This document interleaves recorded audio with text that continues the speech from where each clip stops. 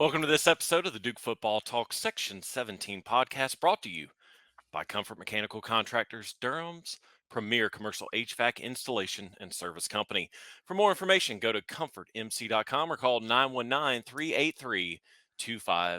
And I'm your host, Brian Kennedy, alongside my co-host, Josh Cox, Jamie Holt, and Scott Medlin. And for the second time in 2 years, boys, we got to dust off those bowling shoes because Duke is going bowling officially as Duke defeated Wake Forest 24-21 and was probably one of the sloppiest games we've seen so far in the Mike Elko era. But hey, as we stated last week, a lot of injuries on the team right now. But before we give our thoughts, as always, we got to hear from the man himself post game. Here's Mike Elko after the big win. First off, hats off to Wake. That was an incredible football game. It was a great back and forth battle. Took everything we had all the way down to the last second to find a way to get that thing done. And obviously that one's always unique to me just because of the relationships I have with those guys and so much respect for those guys and that program and the job they're doing.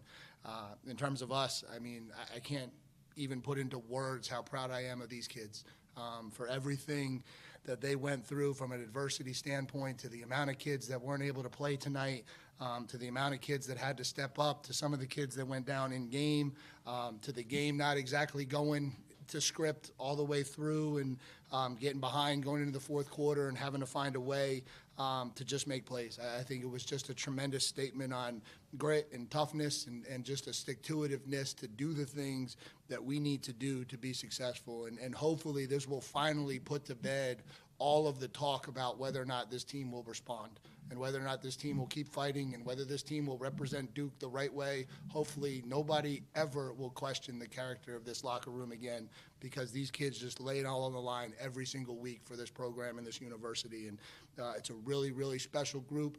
I told them in the locker room, man, they continue to shock me with how proud they make me. From a football standpoint, it wasn't pretty.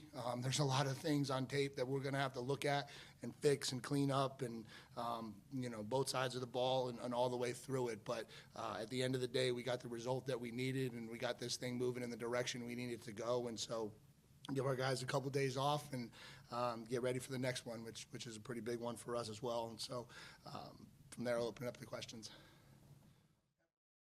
And again, that was head coach Mike Elko giving his thoughts after the big 24-21 victory over Wake Forest. He is now 2-0 against his mentor, Dave Clawson. And fellas, as I stated in the opener, this was a unique game. It was second chance Halloween at Wallace Wade Stadium. It felt like a Halloween night game with black cats and witches and everything, because everything that could have gone wrong for this Duke team went wrong. But somehow, some way, this Duke team found a way to get their sixth win of the year to go bowling postseason. Yeah, the first thing, Brian, we found out leading up to the game that Riley Leonard was out and is going to be out for an extended period of time. So at the end of the day, here we are starting Grayson Loftus for his first career start. Thought it was pretty cool for the coaching staff. Duke is the only team this year, I believe, that's had three different starters win games, and so that's pretty awesome. Rare there as a true freshman for Grayson to be able to get that start in an ACC game and to get the win. Obviously, if you want to look at Grayson's specific performance, I believe he had the nerves there for sure in the first quarter, and that was fine to be expected. I thought when Kevin Johns was willing to hand the ball off to the running backs, that really helped to calm Grayson down. And then by the time we got into the second half, you could see visibly Grayson's confidence getting stronger and stronger throughout the game. And then in the fourth quarter, he was zipping the ball in and out of spaces. One of the one reception that I look at is the Jalen Calhoun reception in traffic, where he threw it over the linebacker's head in front of the safety. And man, that was a beautifully placed ball. You could tell at that point, we're in the fourth quarter, like Loftus had all the confidence in the world by that time. And so I thought that was interesting to see the progression of the true freshman, even in one game, to watch him from the beginning to the end. And then, yeah, you're right, Brian, just kind of some sloppy play. I believe there were at least 3 lining up in the neutral zone penalties called against Duke. Like, just that's just unnecessary. The holding penalties, the just the random junk, man. I mean, I'm sure we'll bring up drop passes, stuff like that. It's just things that don't help you win football games. Duke was able to overcome not only their opponent but themselves a little bit in this game and get the win. But like we always say, guys, I'll take an ugly win over a pretty loss any day of the week. Yeah, and for Grayson to be starting a game and he was literally playing high school ball last year. I mean, that's and your first game is a ACC opponent, and Wake doesn't get enough credit for their defense. They got a pretty good defense, uh, pretty solid defense there at Wake Forest. But I thought Grayson did well all in all. I mean, he had his nerves, like Josh said. We ran the ball well. Um, it was a ugly game once again, but it doesn't matter. A win is a win. We're bowl eligible. And like we had talked about before, I think even at the game and later after the game, had we lost that game, all four of us would have been super nervous about actually even getting that sixth win because you just don't know what's going to happen. So we were really wanting that win against Wake Forest with Riley being out and so many injuries. Jacob tried to go, but it just wasn't happening. We could see it running out of the tunnel. I remember we talked about that as well. That he was even falling behind running out of the tunnel, like, and you could tell that he was still hurting. But being the warrior that he is, he tried to give it a go. It just didn't happen. And with all the injuries, just all the injuries have just piled up throughout this year. To get that win against Wake Forest on a Thursday night, it was cold out there. The crowd was actually decent. It was better than what I thought. It was better than what I thought. And the second chance Halloween, like Brian mentioned, brought to you by Hachu. Uh, but yeah, Bless all you. in all, it was a great night. Duke won. We got the walk off from Polino. That was great. Oh, I'm so sorry. I spoke without giving Polino his rightful due, Jamie. Not a I'm true fan. sorry. I'm sorry. Todd Polino with his first career walk-off, the Todd father. Thank you, Jamie, for reminding me. Sorry. Back to you, Jamie. Well, really quick, that was the first time since 2004 a field goal decided a Duke game. Matt Brooks against Clemson, of all people. So there you go. I was Matt, pretty much done after Polino. okay. But I was just saying that just beating Wake Forest, in-state team, we got a chance to win the state title coming up next week, which we'll talk about. But Ha- Had Dang, we lost in mid sentence there, Scott. yeah. We lost. I was waiting for him to finish, and I was like, okay. Doesn't Todd have such an incredible leg? Yes. It's one of the best Yeah, legs I've ever seen. it is. All right, go ahead. And speaking of Todd and his leg, uh, had that been lined up maybe 5 yards behind, that field goal may not have been good. That sucker started twirling to the right. And, even sitting there live, it was like, but hey, it went in. That's all that matters at the end of the day. And I know he was happy. I know everyone was happy, obviously. And it's interesting, Jamie, we've mentioned the fact of injuries and things like that.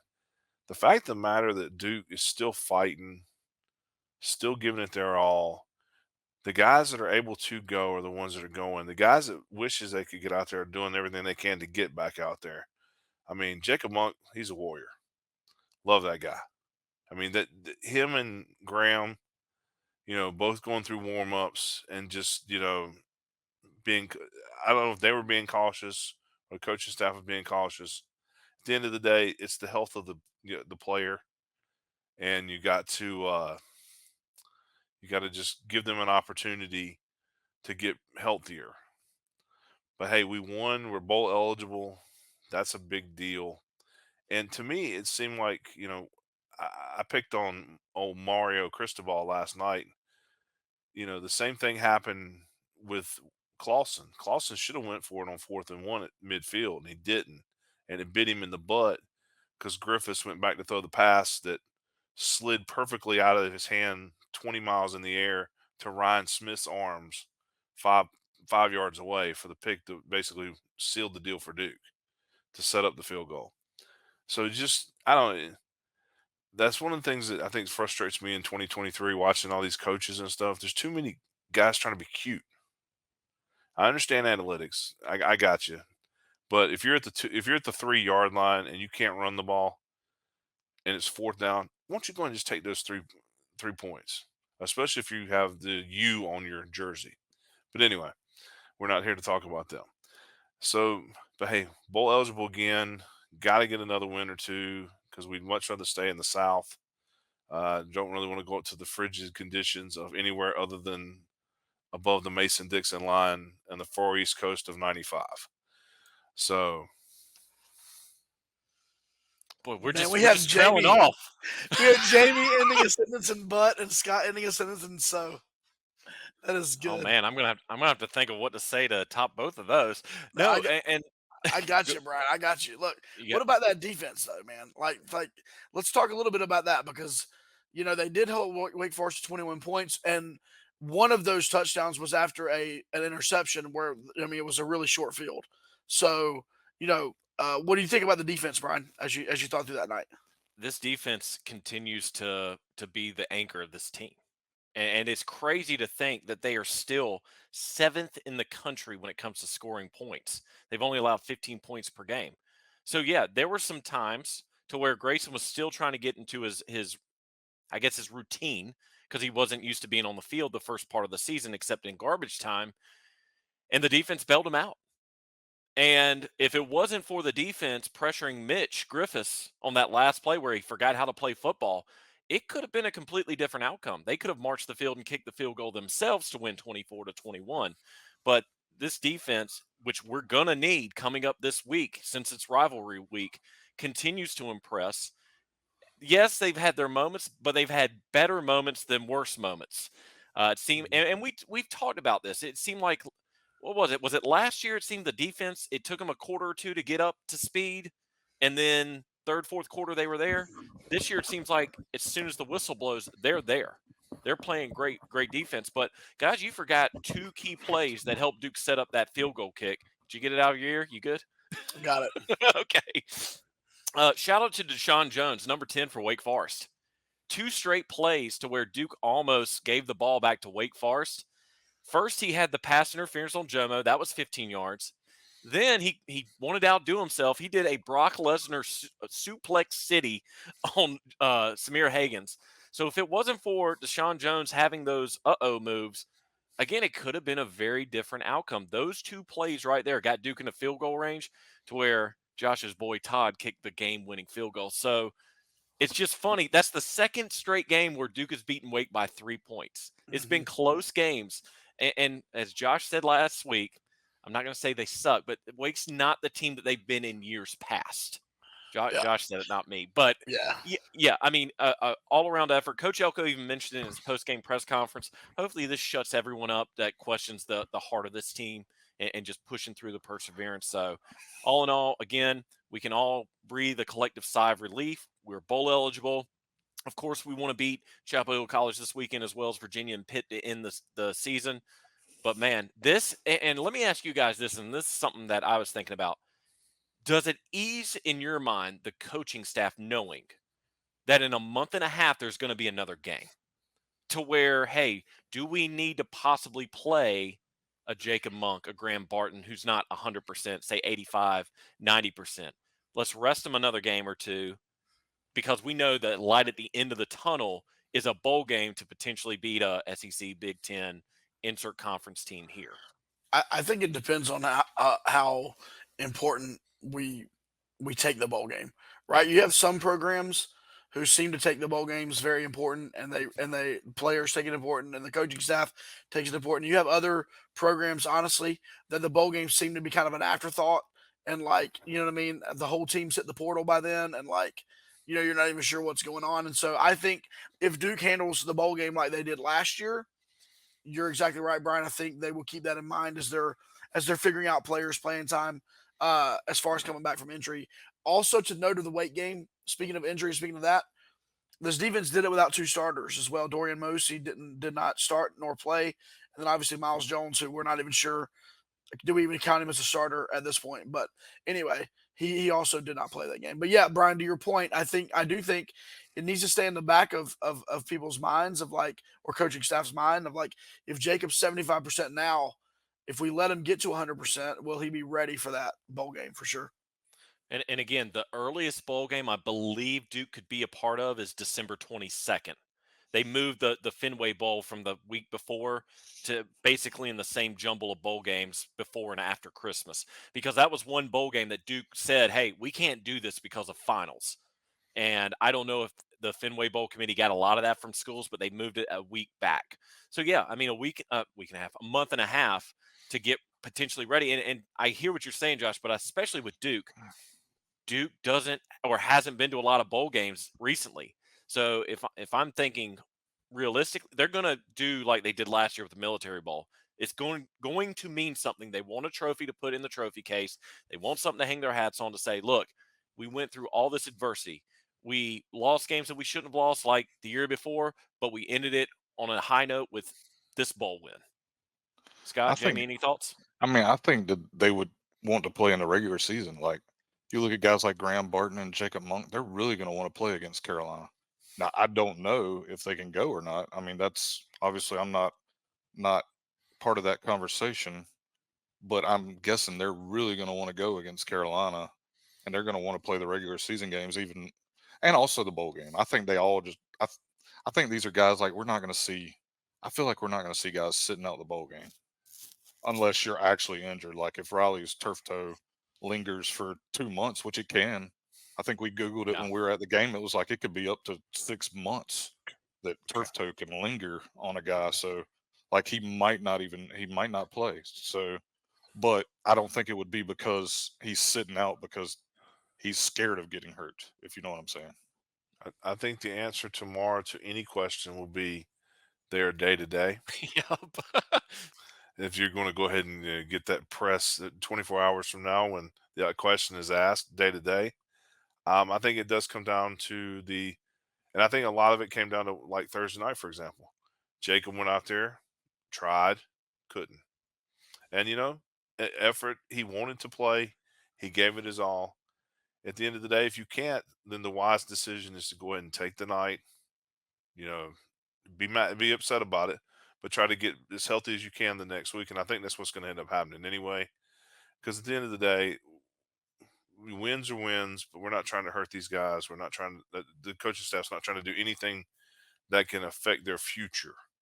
And a lot of these guys that are injured are guys that are going to play on Sunday or have a really good opportunity to play on Sunday. So, Well, and again, we could talk about the weight game with it being our sixth victory. But, fellas, it is the most anticipated week of the regular season. It is rivalry week, where Duke is going to be heading down 15501, 8 miles down the road to play. We're not even going to call them by their official name, Chapel Hill College, as Scott Big Medlin has been saying for the last year and a half. But we were actually fortunate to bring on one of our usual guests to come talk all things North Carolina, one Jones Angel. We love sitting down, catching up with them. And here's our discussion with Jones about the upcoming game. Happy to welcome back a friend of the podcast, the voice of the North Carolina Tar Heels, one Jones Angel. Jones, of course, will be on the call Saturday night, 8 p.m. on the radio, folks. So if you can't watch the game on the ACC network, be sure to tune in. I believe it's 6:80 a.m., isn't it, Jones? And if you're in the Raleigh-Durham area? Yeah, that's thanks for that, Brian. Yeah, we've got more than 40 stations across the state, but 680 here in the Triangle. If you're WCHL, also here in Chapel Hill, is a great option too, 1360 AM or 97.9 FM. And of course, we're on all the apps now too, the Varsity Network app, the Go Heels app. You can stream us online everywhere that you can get it. So we just want folks listening. If you want the Tar Heel perspective, we try to keep it professional, but have passion for the Tar Heels too. So if you're looking for that, then hope you can join us. Well, this is probably our most anticipated week of the football season, regardless of records. It is rivalry week, battle for the victory bell, 75th anniversary. We were talking about that a little bit off camera before we started. But let's talk a little about this North Carolina Tar Heel team. You know, heading into the 2023 season, a lot of people had picked UNC to be a potential favorite to win the ACC title championship, possibly play Clemson, Florida State. Had a couple bumps in the road the last couple of weeks with the UVA game, the Georgia Tech game. So they're entering this Saturday's matchup 7-2. What was it about those two games that just caused some problems for the Tar Heels? Yeah, it really has been kind of a divided season, Brian, for Carolina to this point. Through the first 6 games, the Tar Heels I thought were playing really, really well. And one of the key offseason points of emphasis for Carolina was to become a more complementary football team. And I mean that in a lot of different ways. They felt like they'd gotten away from running the football effectively. They wanted to be able to be more diverse on offense, not just snap it to Drake May and say, "Hey, go make a play." He's good enough to do that, but they didn't want to have to do that all the time. And then, of course, also Carolina needed to get better on defense for it to be able to go to the place where it wanted to go this year to achieve what it wanted to achieve. It was going to have to get better defensively. And through the first 6 games, I thought Carolina did an excellent job at those things. You know, they've certainly got a terrific quarterback in May. Marin Hampton is one of the best running backs in the ACC and in the country. And their defense, while not perfect, was certainly better. It was stopping the run better, forcing a lot of turnovers, really handling sudden change well within the game. And so you had all these pieces coming together that really had been thrown into the pot together to make a really good year. Then that Virginia game happened, and Brian, it was just one of those games where I think every team has one or two through the season when you just don't have your best stuff, and for whatever reason, every play is just a little bit off, and the flag comes at the wrong time, and a missed tackle happens that doesn't normally happen. Whatever it might be, all those things were happening for Carolina in that game.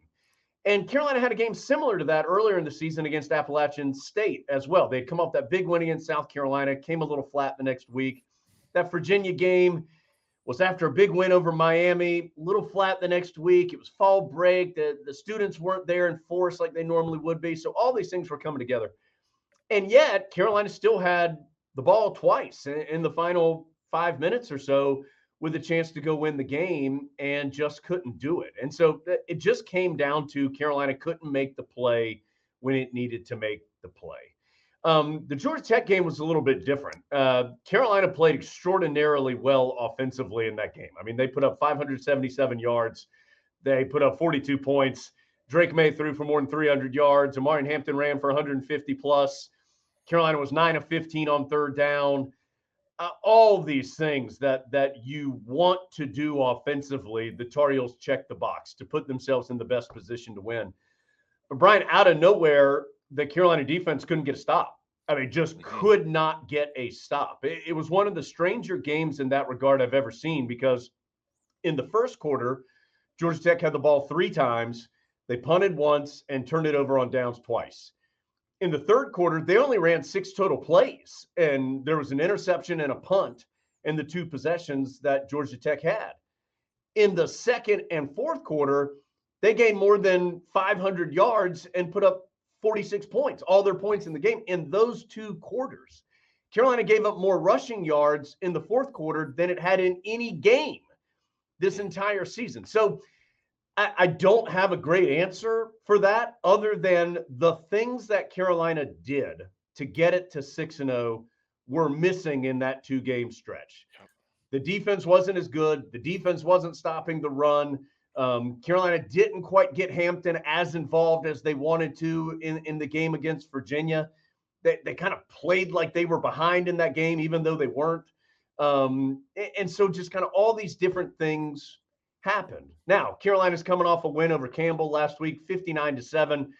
Carolina's a lot better than Campbell. That game was 7-7 early, and then the Heels scored the last 52 points. So I don't know what you can take away from that, Brian, other than Carolina did feel like it got back to doing some basic things better that they hope can carry over to this week against Duke, and then at Clemson and at NC State. Carolina's got an incredibly difficult close to the season, and that starts with the Blue Devils this weekend.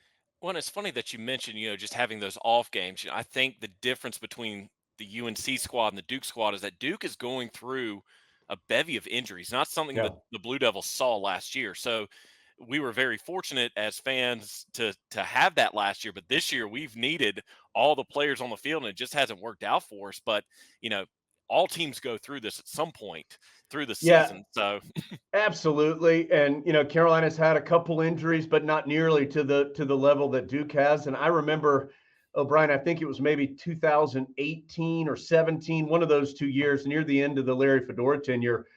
Carolina was going into games with like 20 plus guys out oh due to gosh. injury for games. And so I don't know why that happens. It seems to happen either for a whole team or sometimes like at one position. Like Carolina right now is struggling some in the secondary. They've been hit by some injuries throughout the year and in the secondary, which has forced them to play some younger guys. And so for whatever reason, that tends to happen.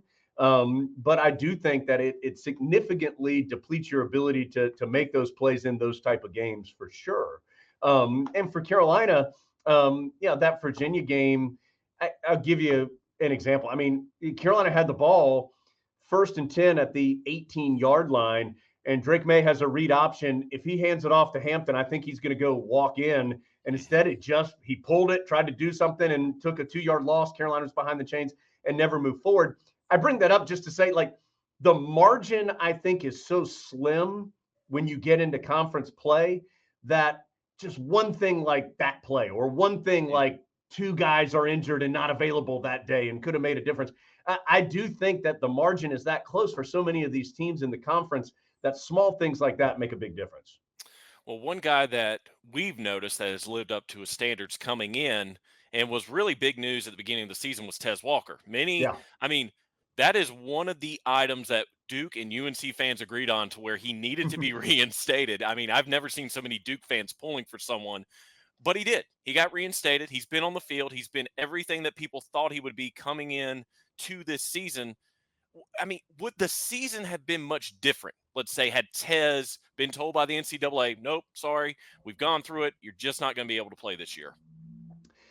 I do think Carolina would not be as explosive as it has become offensively without Tez Walker. And the Tar Heels remember that they were 4-0 before Tez Walker was reinstated. So they were doing some good things, had a road win at Pitt and had beaten South Carolina, beaten Minnesota. So they still had some quality wins even before Tez Walker joined the team. But Brian, he just makes a difference with his ability to stretch the field. I remember, I think it was Miami. There was one of his, and he had 3 touchdowns against a very good Miami team. And there was a play where, I mean, he just ran. It was a straight go route, and Miami was just trying to defend him one-on-one, and he just went down the field and just ran past the guy and got about 6 yards of separation. And Carolina's got a good enough quarterback to make an accurate throw more times than not when you have a guy that's that open. He just brings a level of speed and at good height at 6'3", that he changes the game for the Tar Heels. You always have to be aware that he's somebody that can beat you over the top. And so I remember Carolina in 2016 were having a very good year, and Mac Hollins was an incredible deep threat, and Mac's still playing in the NFL and doing a great job. And he got hurt about halfway through the season, and that just changed Carolina's offense dramatically because the field just shrunk. Teams knew that Carolina, after Mac's injury, didn't have somebody who can consistently just run past you and stretch that field. And so they weren't respecting anybody that was trying to do that. And so it just got tighter for the Tar Heels to be able to work offensively. And so with Tez being available, I do think it has loosened that field up for the Tar Heels, spread things out a little bit, made the defense pay a lot of attention to him. They're rotating safeties over a lot to have 2 guys paying attention to where he is. And that in turn opens it up for everybody else, including what has become a really powerful run game for Carolina. So Carolina was still having success offensively without Tez Walker, but he has made them a much more dangerous offense because of his ability to stretch the field. Couple of questions about off the field, and one of them being NIL. NIL Sure. has been the biggest elephant in the room probably for the last year and a half as far as players transferring, players coming in, just a revolving door effect. But it seems like UNC continues to attract top recruits out of high school as well as top players who want to transfer in from college. What, in your opinion, I mean, what is it about UNC that makes so many players want to continue to come and play for the Tar Heels?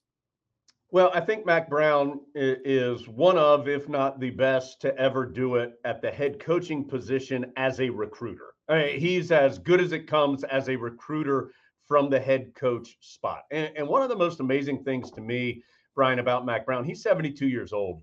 And I think there's plenty of 70-plus-year-old guys or 60-plus-year-old guys who are in the coaching profession who would not want to continue to, I'll use the term deal with, which makes it sound bad, but would not want to be able to manage the modern day of college football. They'd say, man, transfer portal, NIL, that's not how we did it in my day. That's not how we're going to do it. I think one of Mac's greatest strengths is his flexibility and his ability to change and understand the changing landscape and still stay relevant within that landscape, even at 72 years old. He's talked publicly about, Carolina's had to change the way it recruits a little bit because the Tar Heels aren't going to be able to get every single five-star guy that maybe even 3-4 years ago they would have been happy to jump into the conversation with, but they're just not going to be able to compete NIL-wise for some of these guys. So Carolina's got to be really smart about who it recruits. They, of course, want to recruit this state extraordinarily well, and that's something Mac Brown has done well every year that he's been at Carolina, whether in the 90s or here more recently. They have to find guys who love Carolina. They have to, unfortunately, the Tar Heels, just like Duke is a national school that has a lot of interest and that people know the school, the logo, the color, Michael Jordan, all those things.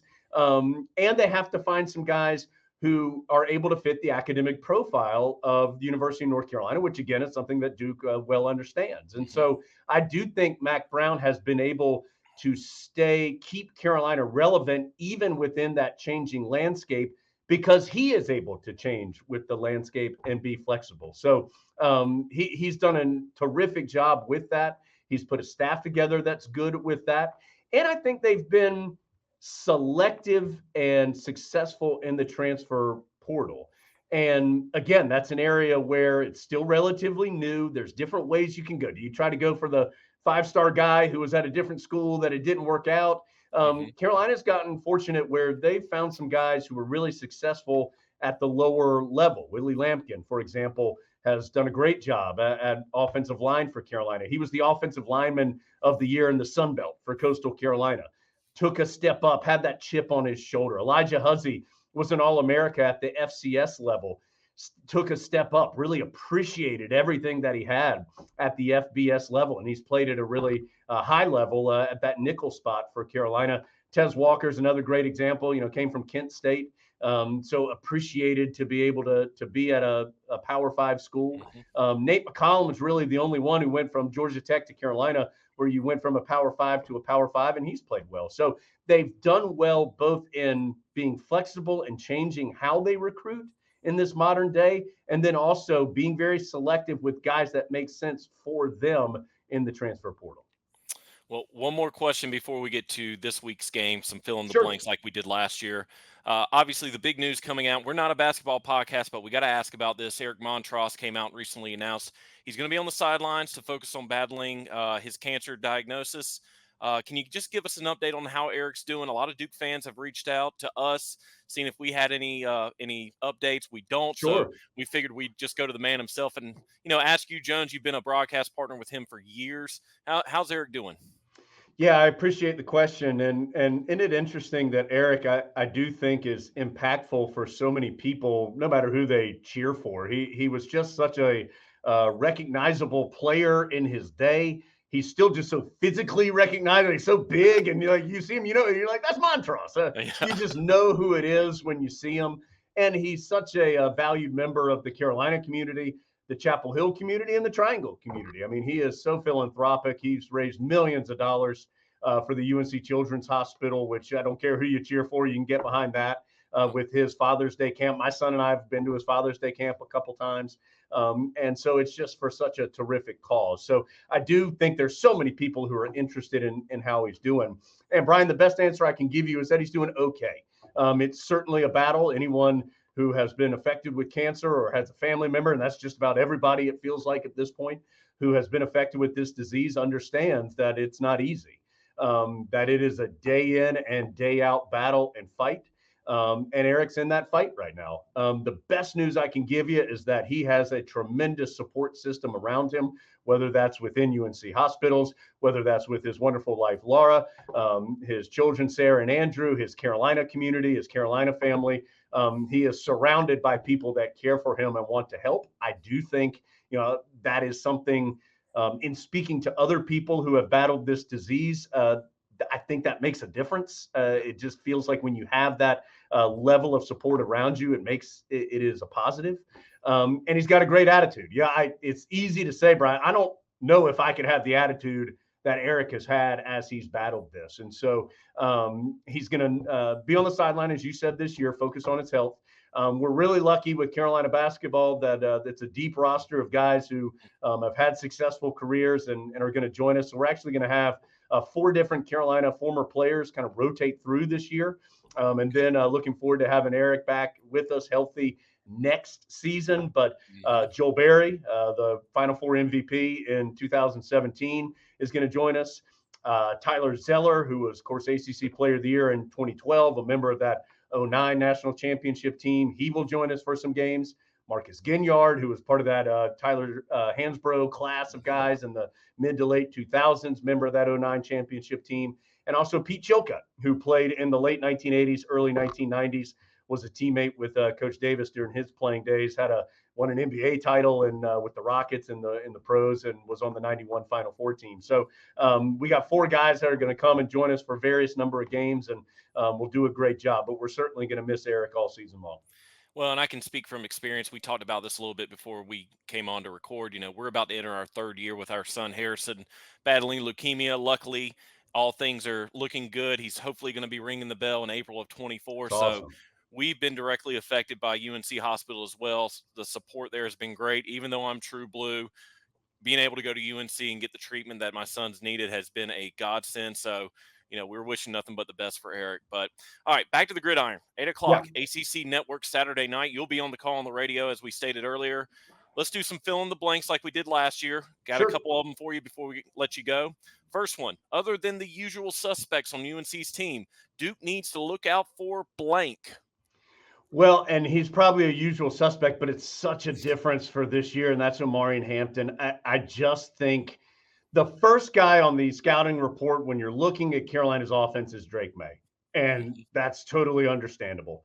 Omarion Hampton has been a difference maker for Carolina this season, and I really think it's been a terrific marriage between his ability and new offensive coordinator Chip Lindsey's desired run style. Carolina is much more north-south downhill this year as far as its running game, and that absolutely fits Omarion Hampton. He has been such a powerful runner in that Tar Heel backfield. And Brian, this stat amazes me. So he's over 1,000 yards already on the season. He's at 1,067, already the 18th best single season for a Carolina running back with 3 regular season games still to go. He only has 8 negative yards all season long. Oh, wow. So he's only been stopped for -8 yards. He has more carries than anybody else in the ACC, and he's only been stopped for 8 negative yards all season long. He's just hard to tackle, and he's one of those guys where you think you have him stopped for 1 yard and he gets 4, or you think you have him for 4 and he gets 8.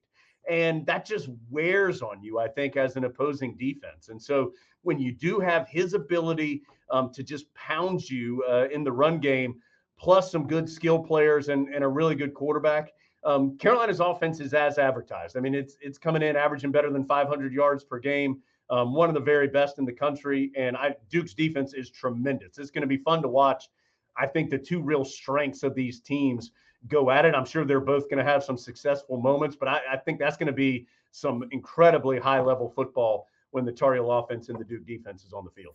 And Omarion Hampton is entering the Duke game coming off a 4 straight 100-yard rushing game. So pretty impressive for Omarion. Hopefully that Duke defense can stop that from being 5 straight. But first time since 2012 that's happened, Brian. Gio Bernard, the last one to do it. There you go. Okay.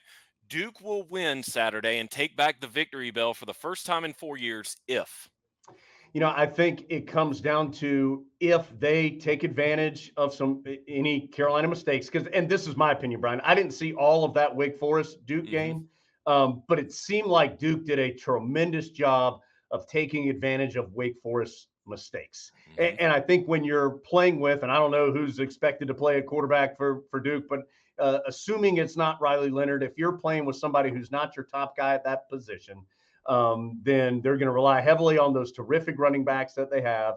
And then they need to also be very opportunistic defensively. They've got certainly a defense that can do that. And so I think if they can take advantage of mistakes, if they can force some mistakes by Carolina, and then if they can run the ball, to me, those are the two things that this is going to come down to. Because every team Carolina plays from this point forward, Duke, Clemson, State, they're going to run it right at Carolina until Carolina shows it can stop it. And so can Carolina stop Duke from running, and can Duke's defense be opportunistic and take advantage of some mistakes or opportunities that they make like they do so well? Those two things to me would be the keys if I was on the other side of things talking about Duke. Well, and the Duke three-headed monster in the backfield has been great so far for the Blue Devils, and we've mentioned it a little bit in our past episodes that it just seems a lot of people want the ball to be thrown more, but with the backfield that Duke has right now and the defenses that are being presented, it's hard not to hand the ball off. So I agree with you on that. If Duke's running game can show up, there's a good possibility the victory bell could come back to Durham. Now, on the flip side, UNC will defeat Duke for the 5th straight time if Well, I'm going to a couple things. One, it absolutely for Carolina comes down to stopping the run 100%, period. I mean, you can't give up more than 200 yards rushing in a quarter against one team like they did in the fourth against Georgia Tech and not expect other teams to do it. And so teams have attacked Carolina defensively on the edge with quick screens and then with the run game on the edge as well. A lot of stretch plays, a lot of power plays, stretching it out, trying to get Carolina to make some gap mistakes and then hurt them that way. So for the Tar Heels, they have to be able to line up properly, fill their gaps properly. Teams have gone tempo heavily against Carolina. Virginia and Georgia Tech used tempo to hurt the Tar Heels defensively. So to me, it boils down strictly to that. If Carolina can stop the run, I think the Tar Heels have a good chance to win the game. If Duke is able to run the football effectively, it's going to be a long night. It's either going to be a Duke victory or it's going to come right down to the very end. And the thing for Carolina is, too, I think this is the best defense Carolina's played to this point of the season. They're going to see 3 really good defenses here to close out the year in Duke, Clemson, and NC State. So this is not a game. You should never speak in absolutes, right, Brian? We've both seen enough to say that. But This doesn't feel like it's going to be a game. It's going to be 49-44 or something. It's going to be 17-14 or 21-10, or it's going to be a lower scoring game. So Carolina can't say, it's all right if they don't play well defensively. Drake and the boys will just go out there and score. Yeah.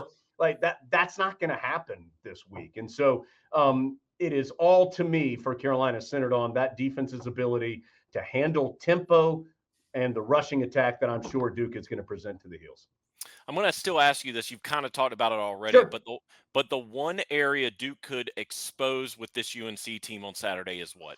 Yeah, the Carolina's pretty experienced on the defensive side. They've got a lot of guys that have played a lot of football, and to me, earlier in the season, you saw that experience pay off because, again, Carolina was playing, I think, some really good defense early in the year, and they're coming off a game where they played much better defensively, albeit in a contest in which they were significantly more talented than their opponent.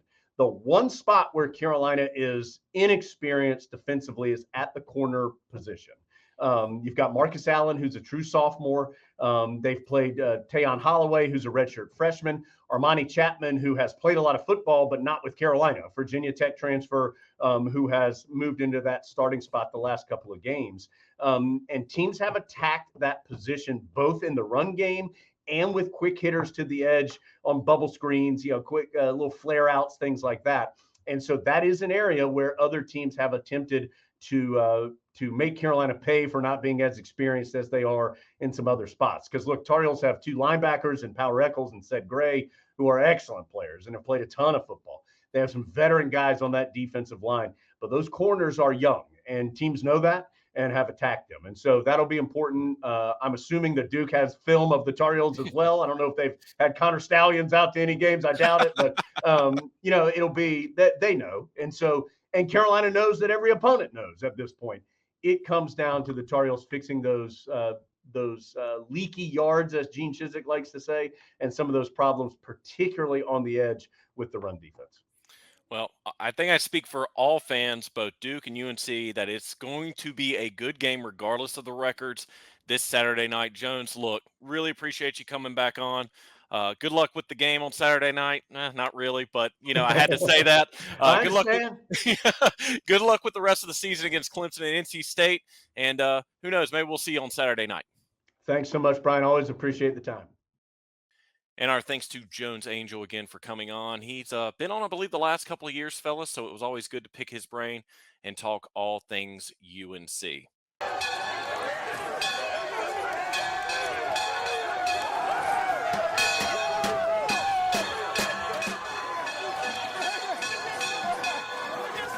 Let's get our first question with a mailbag. All right. I'm coming off of X at Splash Obi, our guy Tyler. He says, do you think we'll start Loftus or Beelan, given Beelan is healthy-ish? And I think immediately, like if Beelan's healthy, which we're not sure, we know that he's got some issues. So if he was healthy, he starts. He won the number 2 QB job, right? As much as we love Grayson, Beelan won the number 2 QB job. If he was healthy, he starts. But we think it's going to be Grayson.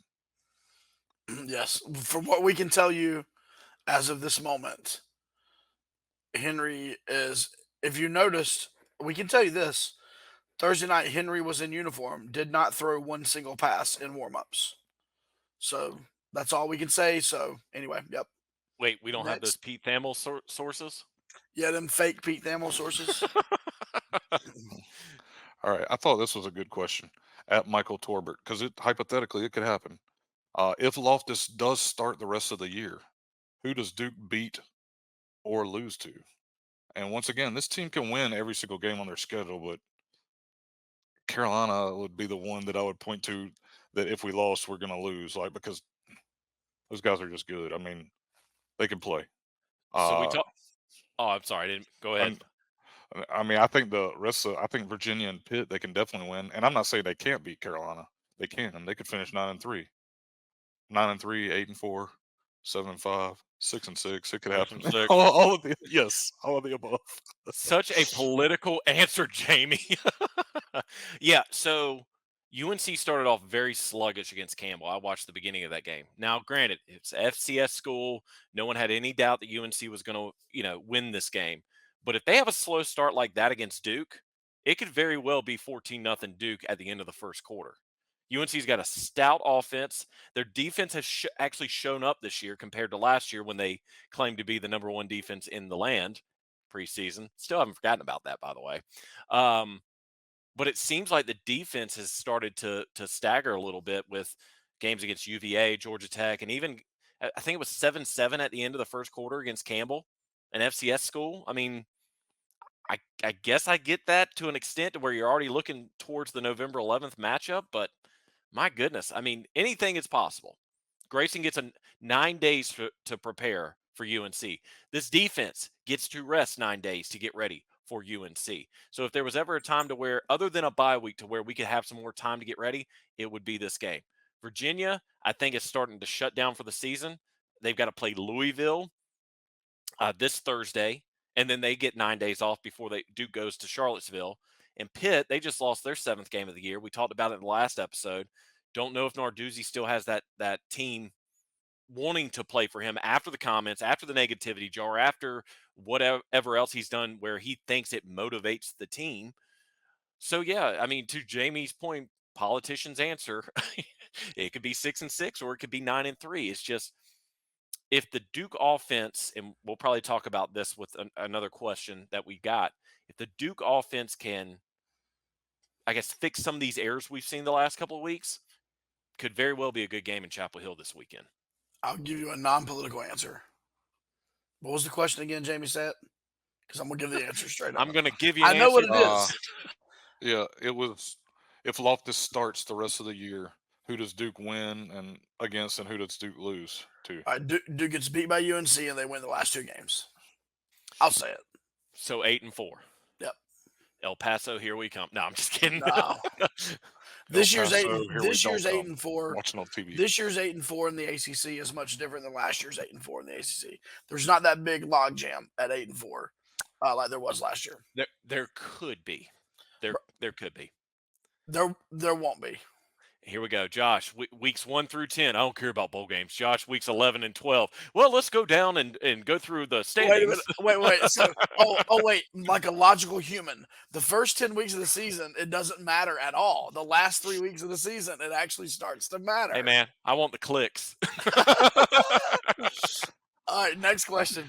All right, so here is at Ross Jacob 684. He said, "Hey guys, I met you after the game." He says it was pretty cool. We talked to him, I guess, right there as we were leaving. So it was nice to meet him. One question: Do you think we can still make the ACC championship game? And I think, unfortunately, Louisville has the inside path on that. Like, had Duke beat Louisville, then yeah, sure. So a tweet came out right before we recorded. We're recording on a Sunday, by the way. We can't do our usual Monday. Everyone's got something going on. They said that as of right now, as it stands heading into this week, Louisville has a 97.3% chance to make the ACC championship. Duke is right behind them at like 3.2%, and then you have UNC at like 2.8%. So more than likely, Louisville will be playing FSU. That's going to be a great game. But if something happens to where Louisville slips up against Virginia and loses to Miami and Duke wins out, guess what? Duke's in Charlotte, which is so crazy to think after all this team has gone through the last few weeks. But yes, more than likely, Louisville plays Virginia this upcoming Thursday night. If they win, they're in. Simple as that. All right, at Henry Hurlington, how will the run game shape up with a beaten up O line versus the UNC defense? Who is that from? At Henry Hurlington. Tinry? I don't know. Yeah, that's what Henry? it says. Henry Timmy Hurlington. Timmy Currington. Sorry, Sorry. read it one more time. We've already got lost in the name. How will the run game shape up with a beaten up O line versus the UNC defense? I'll take it.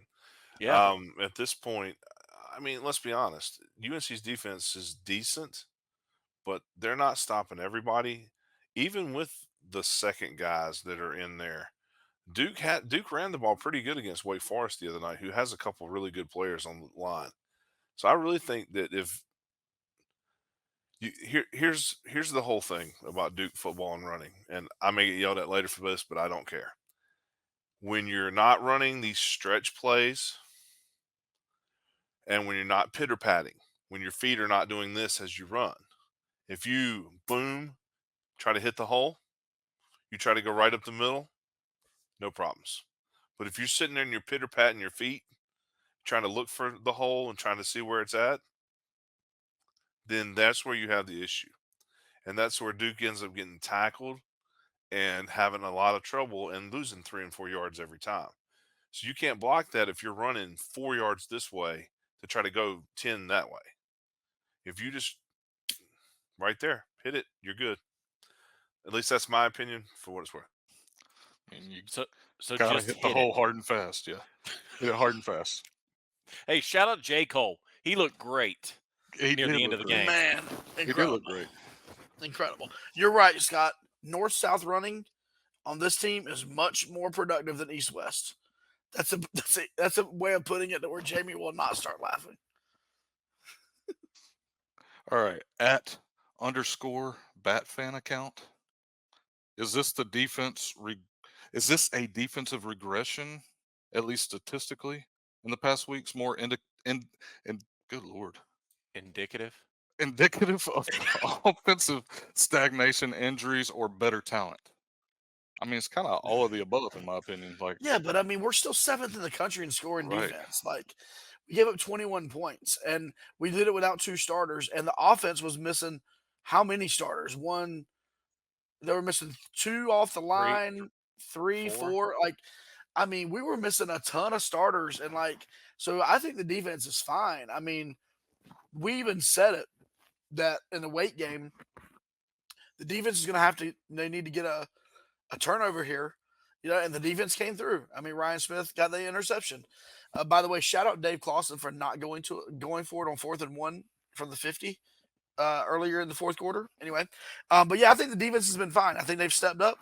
They got to Griffiths. That weird mesh is it's hard to get a sack on Griffiths in that mesh. But I thought Duke's defense did a good job against it. It's a quirky offense, so I I don't mean, see it as a regression. really, it was only the fourth quarter against Florida State, and then Louisville that with That's an Jawar asterisk. Jordan. Yeah, throw that Jawar one away. Jordan just ran all over the place. But Well, the fourth and, quarter and against at the end of Louisville, the they kind day, of Louisville was still just 23 points. I mean, yeah. that could have been a lot worse. Don't get me wrong, I understand, but it was only 23. So let me put it to you this way, Bat fan. I don't know how long you've been a Duke fan. Had this been 2 years ago, the game would have been done by the first quarter because Wake went up early and they would have never looked back. And initially, when Wake scored their first touchdown, I mean, I was talking to the guys. I was like, this isn't looking too good. But it seemed like every possession that the defense was on, they got better, better, better. And then they finally, to Josh's point, if you've never seen the mesh offense, let me explain it to you really quickly. The quarterback hikes the ball, holds the ball close to the O line, deciding whether he's going to hand it off or pass it. I mean, Mitch Griffiths had at least 10 seconds, almost 15 at some point, and then he either throws it or he hands it off. Yeah, it's a very frustrating offense to try to game plan for. But yeah, I think the defense looked like normal compared to what has happened the last couple of weeks. Just a side note, if I would ever see a 15-second mesh, that would be absolutely incredible. Could you imagine a It 15 felt, second hold? some of them felt like 15 seconds, and No, they did feel that way. You're right. yeah, it did. It's like, Uh, is he going to do Well, something or at the not? end of the day, one time they were like 7 yards down the field, Yeah, and he was still yeah. had it in Mhm. there, like you weren't sure who was going to run the ball. That's The just a the one strange offense. I said the one time Jamion Franklin got in there, he tried to tackle both guys and ended up getting a hold of the running back, and Griffiths kept it. But still, yeah, that thing was crazy to watch. Just how he just stood there, and then the one touchdown where he scored, where nobody was there, he basically just sat down there under the line for a second, gave it about 3 seconds, and then just walked around the end zone because nobody else was there because the defenders were playing everybody else. All right, at Chris M. Durham, it says, I fear that we will never see Riley in a Duke uniform again. Do you believe there's a significant risk that Riley transfers to a big time program for his senior year with, he mentions like Notre Dame, USC, FSU, Oregon, and Washington will all be looking to replace star QBs? DurhamDevilsClub.com. Duke's NIL arm. You can go there and you can select whatever club membership level you'd like. You can reach out to me. I do some work with Durham Devils Club. We can help you with that. At the end of the day, and I joke kind of. I don't think Riley is chasing NIL money. I do not think that. But I will say, in general, are there going to be other schools come after him? Sure. Is it going to be as hot due to his injuries and the way this season has kind of gone for him? Probably not. I mean, let's be real and face that. I mean, like his numbers this year and like just the way it's gone with his injuries, it's it's he's not coming out like he was last year as far as the hype per se. He doesn't care about that. But yeah, I mean, I think Riley comes back to Duke next year. I do think that Duke ups its NIL game as much as it possibly can. And I say that meaning Duke's NIL needs all the help it can get, and the Durham Devils Club is the official NIL partner for Duke. So get involved with that. But that's not just Riley. I mean, look, there's other players that if they don't get the NIL opportunities here at Duke, they're going to go elsewhere to get those NIL opportunities. And so, like, that's what I think a lot of it comes down to. But Riley, I do think we'll see him again. I think as long as Kevin Johns is this OC here at Duke, I think we're going to see Riley, and I think he's going to have a pretty incredible senior season, especially with a favorable schedule. I'll let Brian speak a little bit more to that, but I think the favorable schedule will help too. Yeah, great minds think alike. I actually just pulled it up. Now that we know officially the ACC opponents next year. So Duke's going to play at Northwestern and at Middle Tennessee. They're going to be home to UConn and a fourth non-conference opponent yet to be named. Huh? I thought Yeah, Middle Tennessee was the home game, 24. Nope, it's at. Oh, so And- we're going to Nashville? Yeah, then they Okay. come in and Oh, play okay. five. Flip flop. Sweet. So even we're better. going to Yeah. Nashville this coming year. Get ready, Nashville. Your boys are coming. Hard hat It's- guys, FYI. But then you look at the It's only ACC. 9 hours. Yeah, you can pick me up at the I know. airport.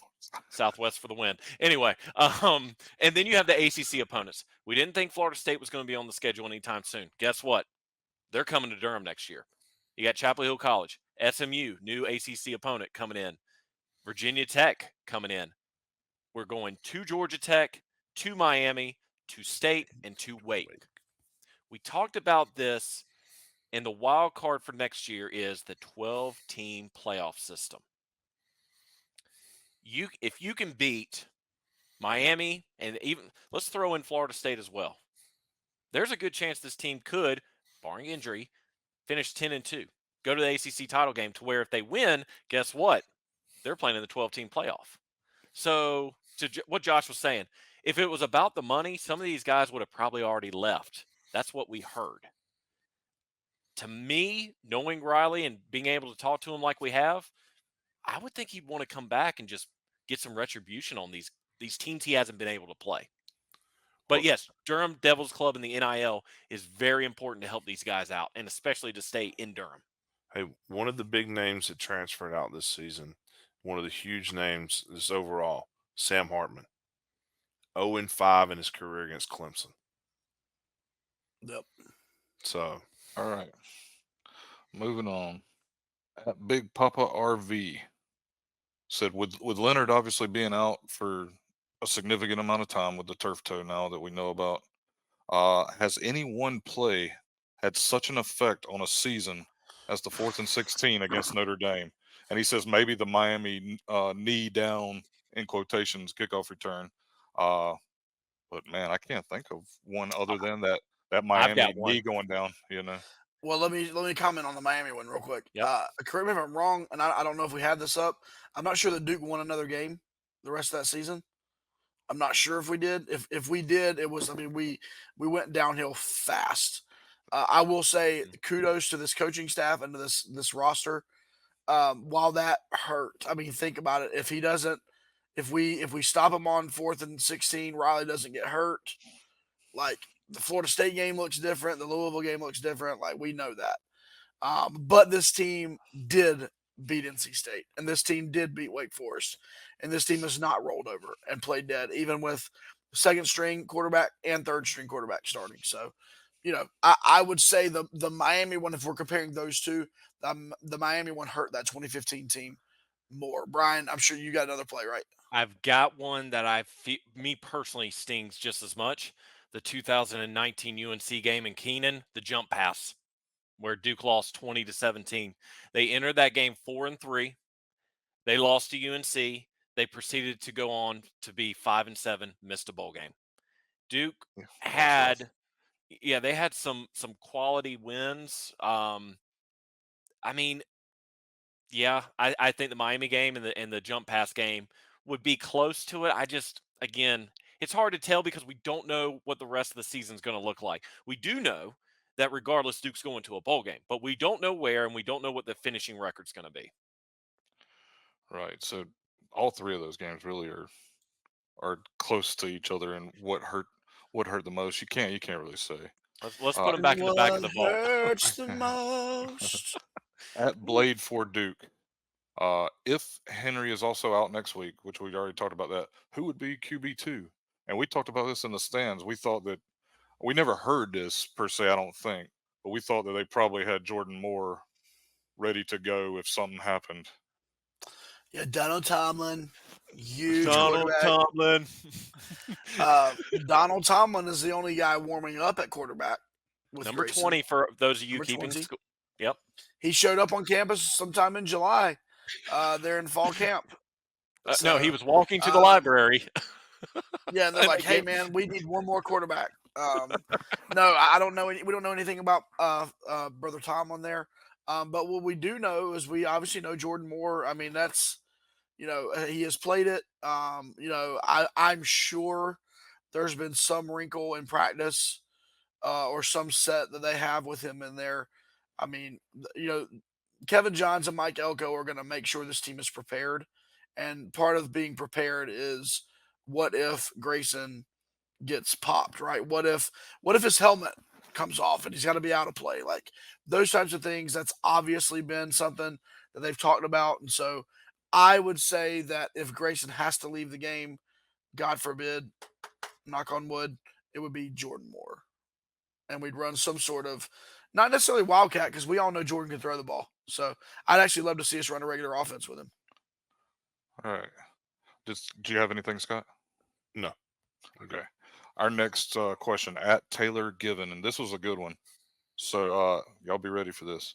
If you could pick your all-time Duke starting offense, who would it be? And he said we could just go QB, tight end, wide receiver, and RB to save time. I'll go first since I'm already talking. QB was difficult for me because I thought about Daniel Jones, obviously top 10 pick NFL, but then I decided I think I would go Thaddeus Lewis. Bad Lewis. Tight end, I'm going to go Noah Gray. Wide receiver, I would go Jamison Crowder. And running back, I would go really old school and go Randy Cuthbert. Just because we'll throw out a Steve Spurrier guy. When you were what, 22, 23? Yeah, yeah. I was a young 37-year-old. Okay. Yeah, I'm going to go all over the place, kind of like Jamie did. I'm going to go Ben Bennett at quarterback, second best quarterback in Duke football history as far as passing yards. As far as running backs, oh, man. I want to go with Big Chris Douglas. Now, he got a lot of running yards, but again, the offensive scheme was run, run, run, punt, run, run, run, punt. Wide receiver, gosh, that's a tough one. I'm gonna go Connor Vernon. I mean, love Connor. And then tight end, I gotta go with Snuff Copenhaver. I just think, yeah, I'm throwing a name that some of you are gonna go who, but as Yep. I called it, because it sounded like Copenhaver, old Snuff at tight end. All right, Scott, I'm gonna leave you last, man. You cool with that? All right, I'm going quarterback, Sir Thaddeus Lewis. Incredible arm, and just look at his numbers. His numbers speak for himself. His years in the league speak for himself. He's currently the quarterback coach for the Tampa Bay Buccaneers.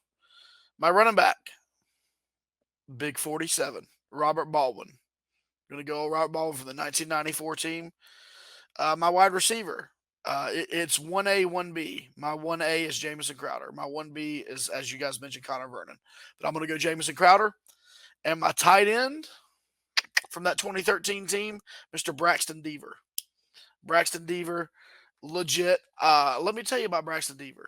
There's an Instagram video of Braxton Deaver back on campus at Duke in like 2018.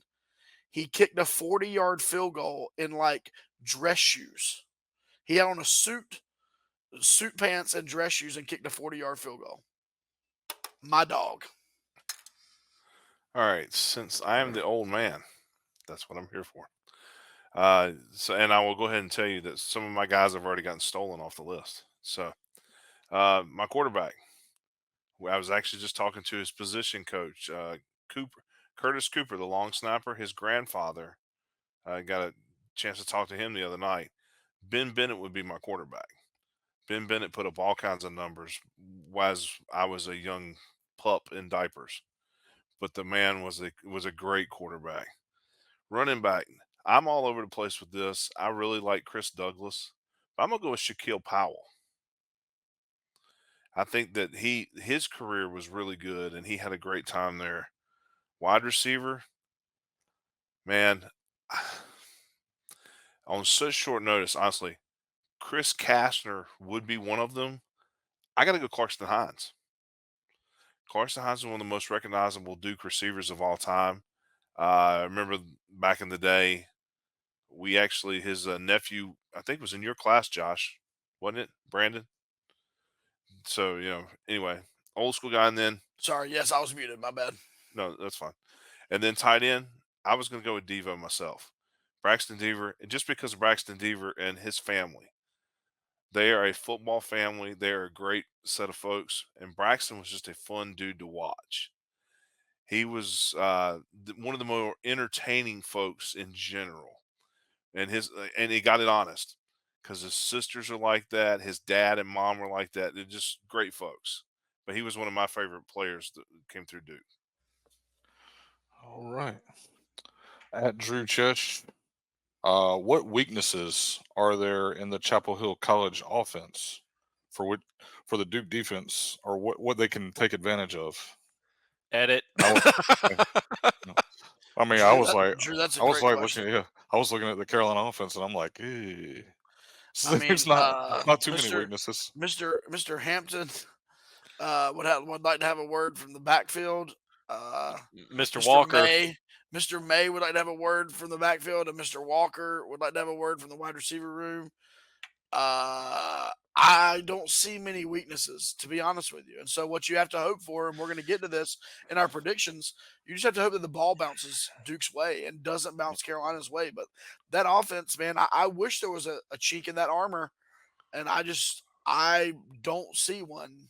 If you guys have seen something in UNC's offense that makes you think that somehow there's an advantage to be had there, please share with me, because I got to give them credit.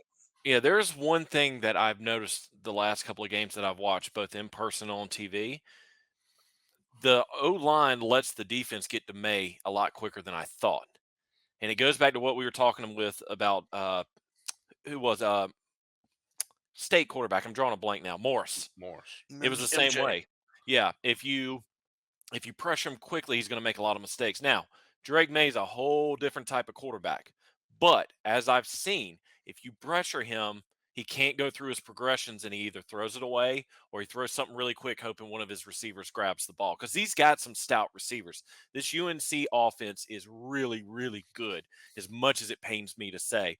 But I think, yeah, if there's one tiny chink in the armor, it's that the O-line will let the defense get to Drake May a whole lot quicker than most.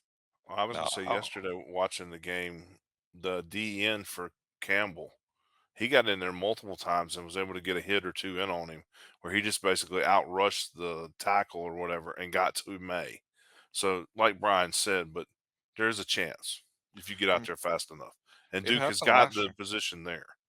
It happened last year. We were able to get to Drake quite a bit in the backfield last year in Wallace Wade. Unfortunately, it didn't go our way, but the faux roughing the passer on Dwayne. Yeah, exactly.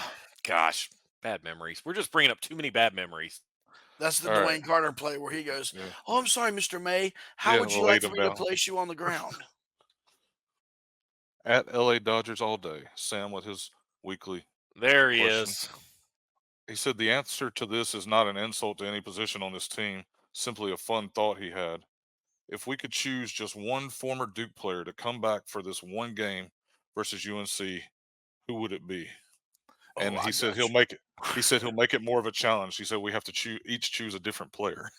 Oh, I know who I'm going to say. First. No one, okay, no. I can go first. I'm unmuted. If someone picks my guy, I'm going to be very impressed. So, I'll let someone go. Jamison Crowder. Okay. Jamison Crowder, the Carolina Killer. Yes. Carolina Killer. That's who I was going to go with. But I got a second one though. So and no comment. Well, I guess quarterback here in a second, but yeah, I would go Carolina Killer, Jamison Crowder. I would go one of my guys that I chose in the previous question. I would go Thaddeus Lewis. Give me Lakin the Jamaican on the O-line. Give me Devon Edwards. Ooh, yes, sir. Oh, I like it, Scott. And by the way, Lakin to Jamaican, if we got the win, we could have victory donuts. Donuts, that's right. You're welcome, does the victory donuts. Man, okay. Hey, that was a great question. That was a great question. That was awesome. Even from a Dodger fan, that was a great question. I was going purely off of needs heading into the game, so that's why I did Lakin, because the O-line's hurting right now. Yeah, I didn't think about that. I was like, oh yeah, we're on the 13 quarterback too, so great on Jamie for picking Thad Lewis. So this question is from Ben over at Duke FB Coverage. Do you think the Never heard of them. emphasis? Yeah.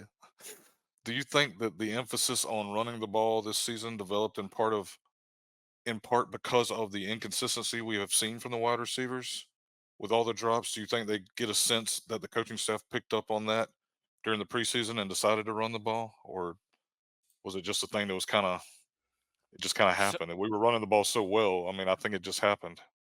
And so plus, who we I've were playing to start the season? We played Clemson, we played Notre Dame. These are all great defenses against the pass.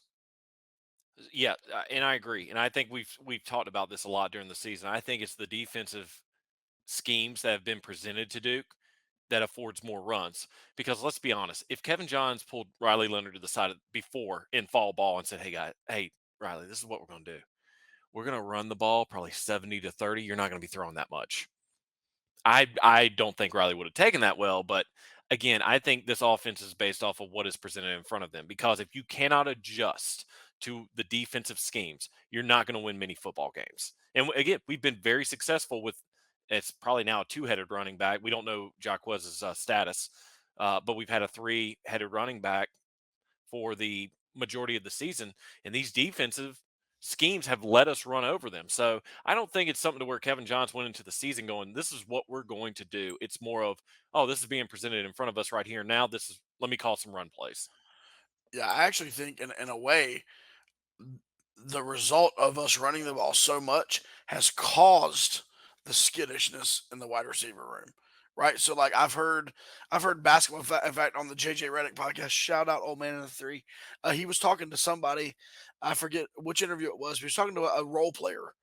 And they were talking about how when you're young and you're a role player in the league, you don't play the whole game, and then something, or you don't play for a couple of nights, a couple of games, and then something happens in like the middle of the third quarter, and your name is called, and the first rotation on offense, you're open in the corner, you're expected to hit that three, and you've not seen the court not only in that game but the two previous games before, and like there's so much riding on you hitting a couple of shots. Right, there's so much riding on you not letting that defender get back door on you or whatever it may be. And I think, and what I'm getting at is when you have fewer opportunities, the opportunities that you do get become very important. And at the wide receiver room, they've not had the opportunities, and it's almost like they're almost nervous. I don't say they like every one of them. I just think when we're seeing some of these drops and some of this odd kind of play in the wide receiver room, I think it is. I mean, they don't get as many throws their way during the game, and when they do, it's almost sometimes maybe they're not ready for it.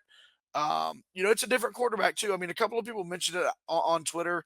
I've seen people like maybe able to take in some adjustment to get used to Grayson's arm and the way that he throws the ball. I don't know, but I do know this: fewer reps, fewer in-game reps don't help the wide receiver room. All right, at the Duke of Cupa in a Duke Chapel Hill College rivalry game, anything can happen. He wants to hear some crazy predictions of what will happen, and he said he'll start. In 10 days, Loftus turns that mustache into a full grown beard, throws for 3 TDs, and then red shirts next year. I'll start with my crazy prediction. I'll say the Duke defense turns over UNC Drake May and UNC 4 times, and we get a big man touchdown from Dwayne Carter. All right, I'm going to do this because I think he flirted with it Thursday night. I'm going to go. We get a kickoff return for a touchdown from Terry Moore, and that puts us where we need to be in the second half. Scott, go ahead. I'm still trying to think. Uh, I'm not sure. I mean, really, that's a tough one. Uh, I would love to see Drake May try to do the best he can with his two-handed pass. I'd love to see one of those, a pick six like that for a touchdown. Does Elko channel his inner David Cutcliffe and come out to start the second half with an onside kick? That would Or be something like that. amazing. Oh, let's be honest though, we've not seen anything crazy like that at all. But Elko if has not done anything. Well, I won't say surprising, but just in a situation like that, we haven't seen that yet. So that something like that actually could be interesting if it were to come up. Yeah, or a Jomo trick play. We've not seen trick I plays haven't seen really. a trick play yet. Yeah. And that man, that's a great segue. I'm going to predict Jalen Calhoun is going to have 2 touchdowns. He's going to get back on track. Felt so bad for him Thursday night. He'll get back on track, but one of those touchdowns is going to be from Jomo. There's my I wild and like it. crazy prediction. I like it. That's awesome. That would be awesome. At TS Lester _. This is a joke first, obviously. He said, "Will we see a RB jump pass?" We hope not. We hope not. Block. He says. Block him. And He says, Brian will block you. We'll talk about that in a second. but in Better watch he it. says in seriousness, if there's a defense to get right against, it's this one. But how worried are we about stopping UNC's run game? Hampton is that dude, which yeah, he's got over 1,000 yards and averaging 6 yards a carry. Like he's And another guy like Jawar Jordan. It's going to be tough to stop. well, Josh mentioned wide receivers 1A and 1B for the ACC for Player of the Year. I think it's Jawar Jordan against Hampton. I mean, four consecutive games over 100 yards. Duke fans, be prepared. It's probably going to be 5. I mean, he's that good. Now, if he goes Yeah. over 100, if he goes over 100 yards and we still win the game, fine. I don't really care. But if he gets that going, then Duke's going to focus all on the run, and then you're going to have Tez and Drake just throwing bombs all over the field. But yeah, that run game is stout. I mean, it's almost comparative between Duke and UNC's. Now, I thought British Brooks was going to have more of an impact this year, but he's clearly RB2 because he was out all last year. Thought this was going to be his year, but then Marion Hampton just came in. Is like, nah, you can be RB2 because he is really impressed. He's already over 1,000 yards with 3 games left in the regular season. Yeah. What did we do to get Maffa, Shipley, dude from Notre Dame, Estime, Jordan, Hampton? I mean, good lord, man! Like Coleman for FSU. And the yeah, thing is, Akers or whatever his Yeah. name is from Yeah. FSU. And the What's his thing- name? Benson. That's right, from FSU. Like, good lord, man, we have had some crazy running back matchups. the thing is, we did really well against Shipley and Estime. Like, Yep. and even down in FSU, I don't think Benson Benson really didn't have a pretty great good. game. No, Yeah. that was Travis had that game. He was the running back that night. Yeah, Jordan Travis in the fourth Yeah, quarter. true. All right, so here's the question that Josh had alluded to about Brian will block you with the ferociousness if you mess with him. At WS Kaufman, really appreciate all y'all do as a longtime fan. Somewhat related, but why did Brian Kennedy block me? Does he limit his account? Always appreciate his uniform input. Oh, Brian Kennedy. So no, you don't get to talk yet. You don't get to talk yet. Okay, all right. We got to give you the behind the scenes. So we all in our Facebook group, we all are admins. So we all have the ability to like approve post, to decline post. We have full ability to like delete comments, do whatever. Brian is like the quickest on the block. Like if he thinks that someone it could be like something random. He's gonna block them, like get them out of the group, get them out of here. And in fairness, we've had a lot of bullcrap, like ticket sales and live streams and stuff in there. So Brian is always the quickest to Mutombo somebody. So with that being said, Brian did go back and he did find why Mr. Kaufman got blocked. Brian, would you like to tell everyone why Mr. Kaufman got blocked? So really quick before I tell that story, I'll never forget on Facebook, this woman posted that she had tickets for sale to a basketball game. I was like, nope, you're gone. And I blocked and banned her. Well, about 10 minutes later, I get a text from Josh going, dude, you've got to calm down. She's an actual person. She verified these tickets. She didn't know. You got to stop this. And he was not happy. I got it. I was like, man, I'm so sorry. So I've kind of taken it back. So I know when it's a bot or when it's like a live stream, I've gotten better. Now, as far as old Bill Kaufman goes. So last year, and I found this, and Bill, if you remember this, let's just have a laugh about it, buddy. It was a year ago. It was when Duke unveiled the black helmet with the blue Hellraiser. And I posted something. I honestly don't know what he said because that tweet is deleted. So let bygones be bygones. But my response was, "Goodbye, Bill," and that was it. I must have really been So upset, or good. he might have caught me on a bad day. But when I looked at it's funny. I was at my son's soccer game, and I'm like, "Who is this guy? I don't even remember this guy." So I started checking my tweet history. I'm like, "Oh, that guy." I was like, "Whoops." So Bill, let's bygones be bygones. You're unblocked. I'm sorry. You might have just caught me on a bad day. Well, and at the end of the Over a helmet. over helmet, and that, Jamie, that's the best. Is that Brian blocked somebody over a dispute about the uniform combo? Like that is epic. Do not mess with Brian and uniform combos. That's Again, classic. That's again, classic. I've matured in the last year. At least I think I have. All right, moving on to Facebook for a few questions. Tom Bowen has a comment, more than a question, obviously. Nothing more than beating Chapel Hill. Oh, excuse me. I'm sorry. I messed that up. I pulled a Brian. Edit. Nothing better than beating Chapel Hill College in that dump of a stadium they have.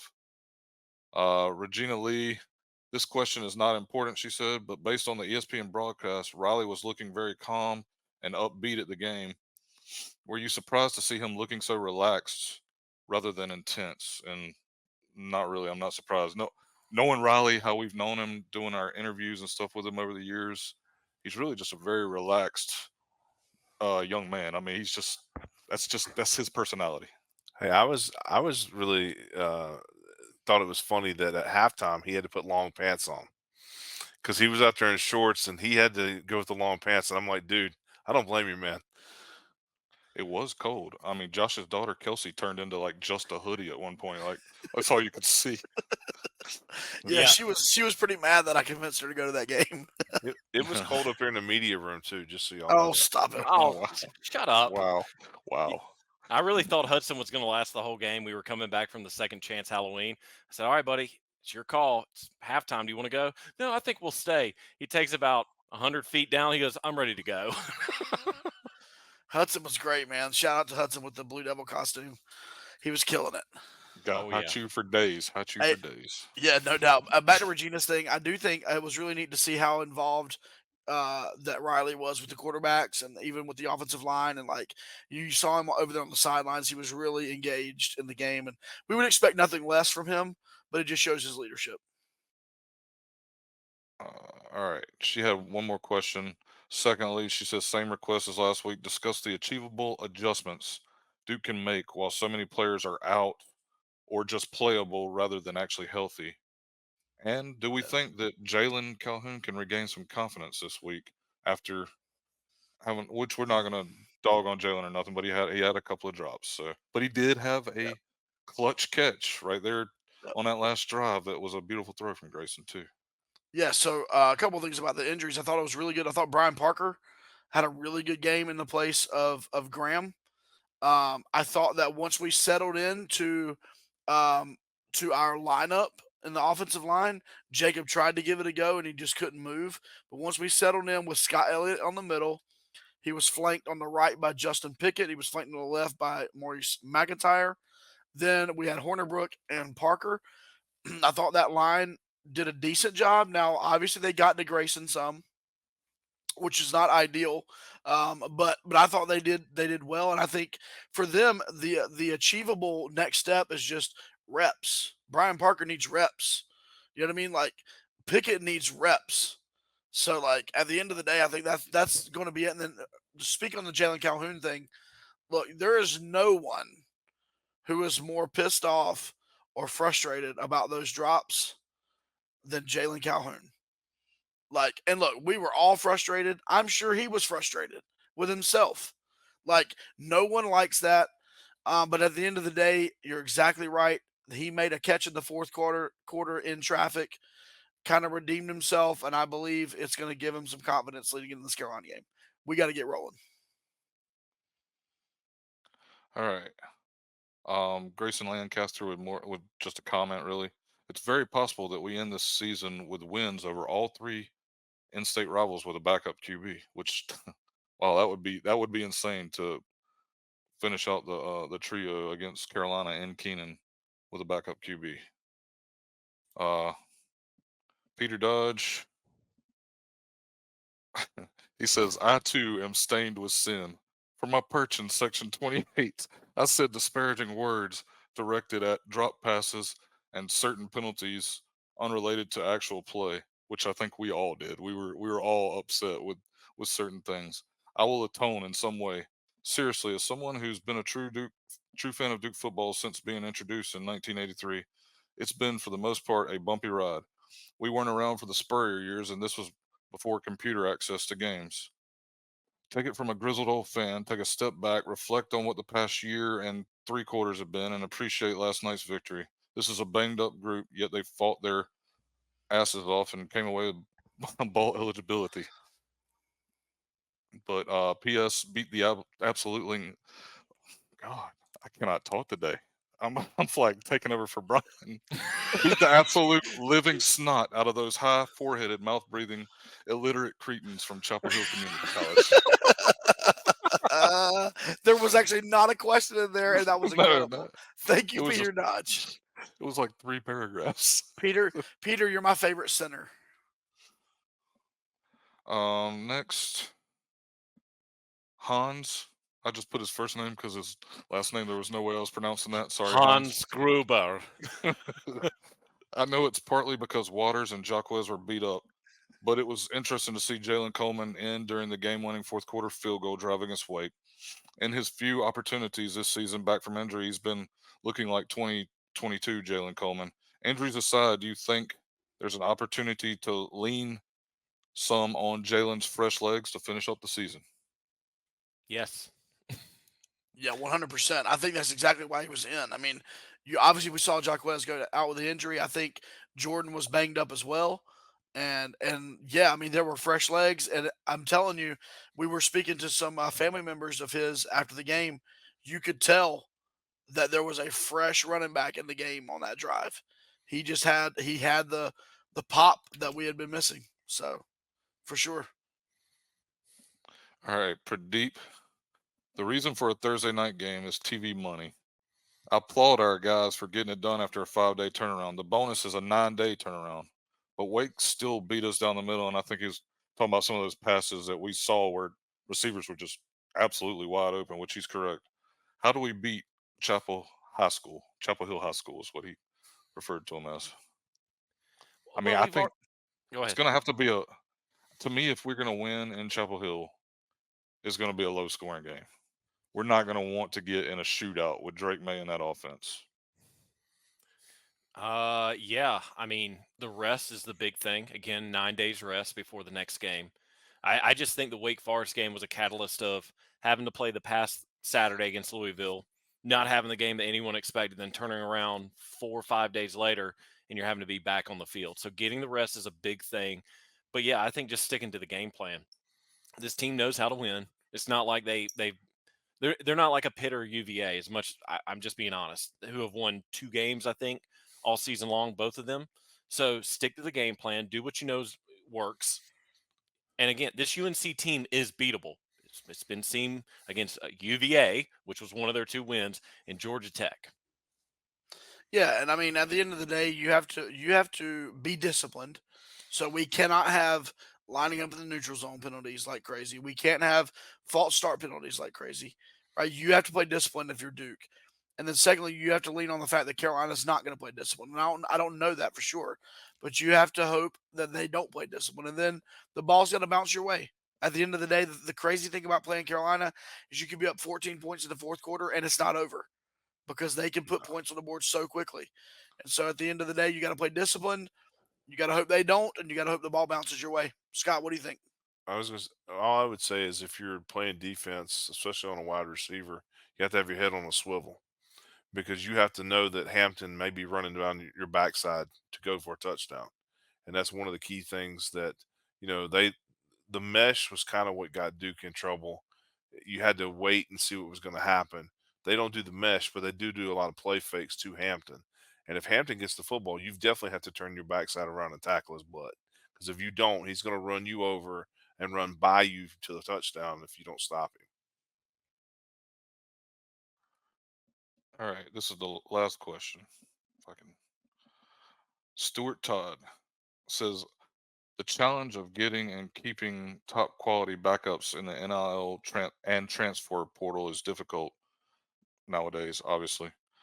Which really good players want to be that quality second team guy? So, I mean, I guess he's speaking to the struggle of keeping your depth guys who might want to go on and start at another school and might get offered NIL money and might transfer out.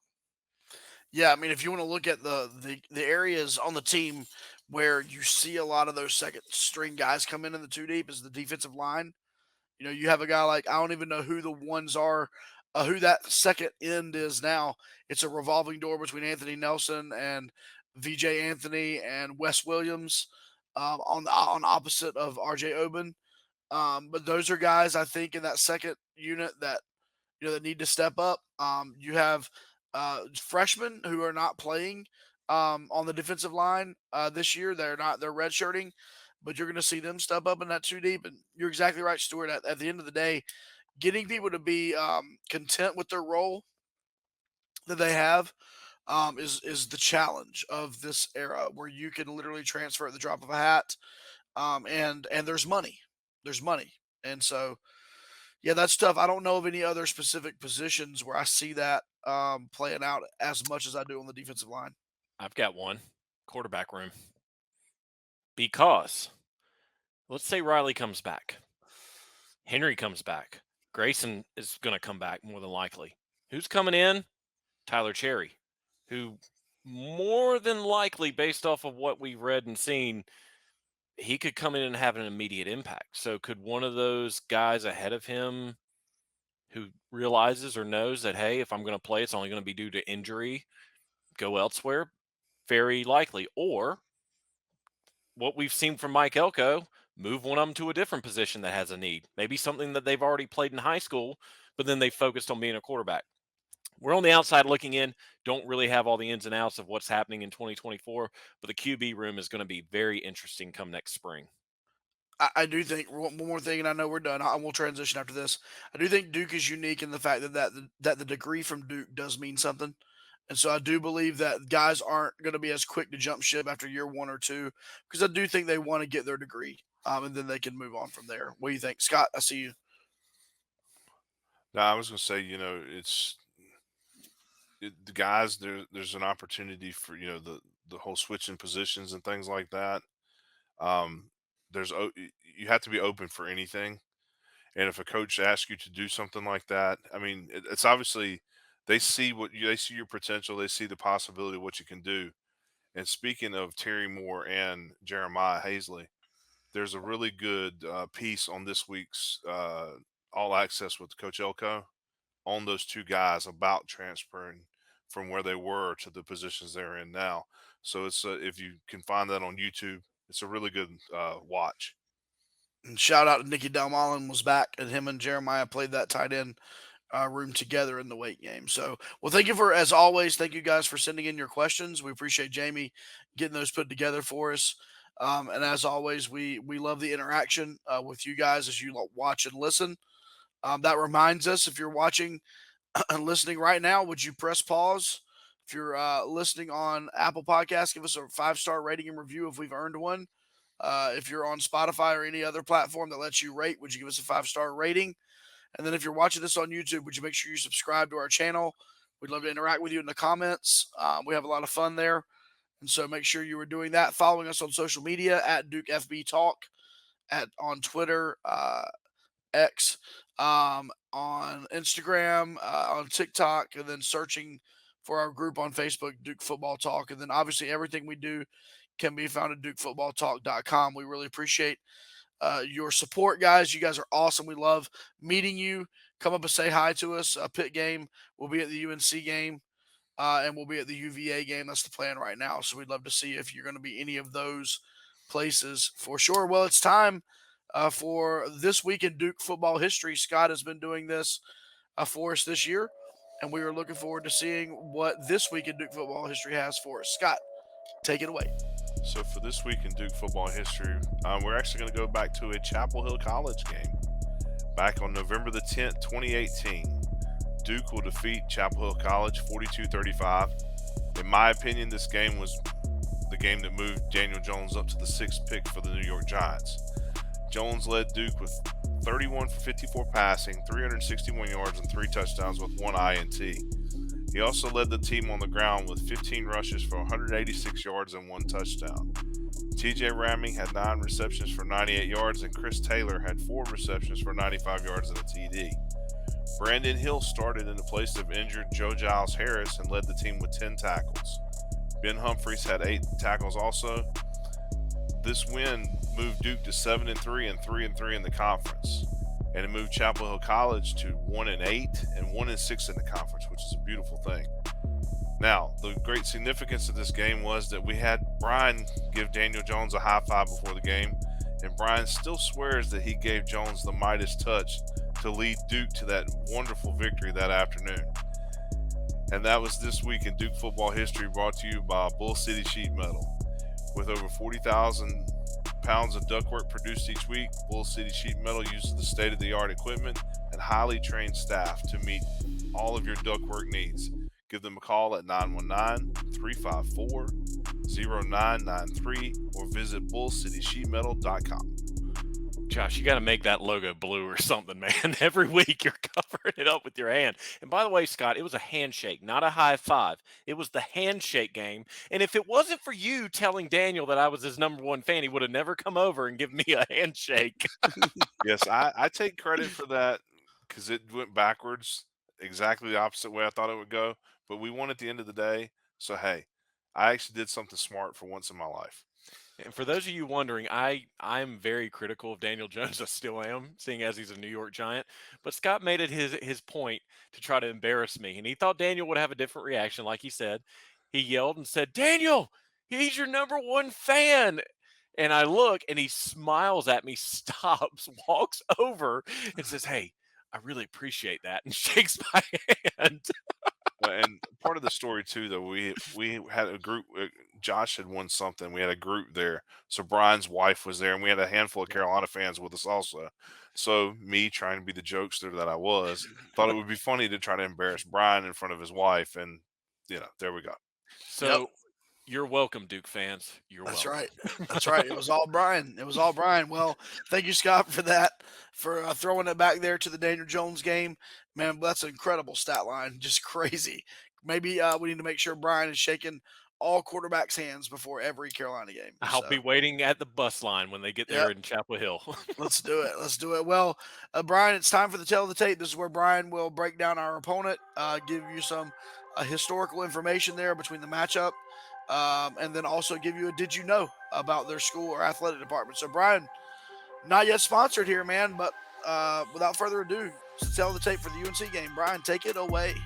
This one's a little bit more special than any other game because it is rivalry week. Tale of the tape for the North Carolina Tar Heels. Last year, UNC went 9-5 and made it to the ACC championship game in Charlotte, where they lost to Clemson 39-10. UNC would then go on to the Holiday Bowl in San Diego, where they would lose to Oregon 28-27.